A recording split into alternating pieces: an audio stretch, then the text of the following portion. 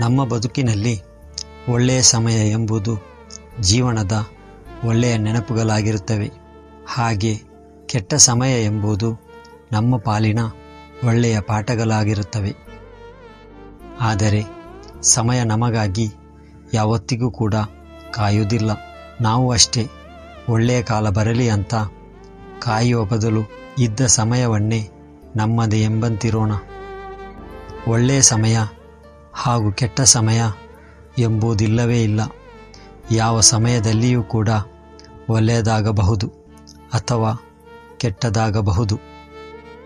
ಆದರೆ ಸಮಯ ಎಂಬುದು ಕಿಂಚಿತ್ತೂ ಬದಲಾಗದ ಒಂದೇ ಗತಿಯಲ್ಲಿ ಸದಾ ಸ್ಥಿರವಾಗಿ ನಡೆಯುವ ನಡಿಗೆಯಾಗಿದೆ. ವಾನರನಿಂದ ಮಾನವನಾಗುವವರೆಗೆ ನಾವು ಸಾಕಷ್ಟು ಬದಲಾಗಿದ್ದೇವೆಯಾದರೆ ಸಮಯದ ಗತಿ ಹಾಗೂ ವಿಧಾನ ಎಂದೂ ಕೂಡ ಬದಲಾಗಿಲ್ಲ. ಸಮಯ ಎಂಬುದು ಯಾರ ಸೊತ್ತೂ ಅಲ್ಲ ಹಾಗೂ ಯಾರ ನಿಯಂತ್ರಣದಲ್ಲಿಯೂ ಕೂಡ ಇಲ್ಲ. ಆದರೆ ಸಮಯ ಸದಾ ನಮಗೆ ಸಮಯದ ಮಹತ್ವವನ್ನು ನೀಡುತ್ತಲೇ ಇರುತ್ತದೆ.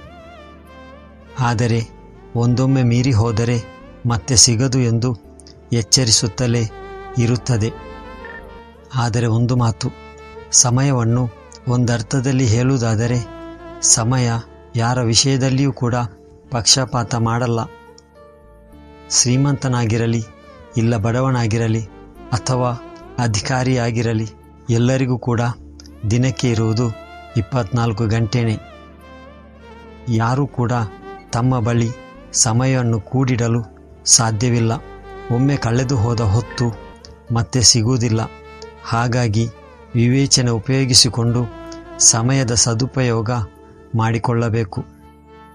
ನಿಮ್ಮ ಸಮಯ ನಿಮ್ಮ ಕೈಯಲ್ಲೇ ಇರುತ್ತದೆ, ನೆನಪಿರಲಿ.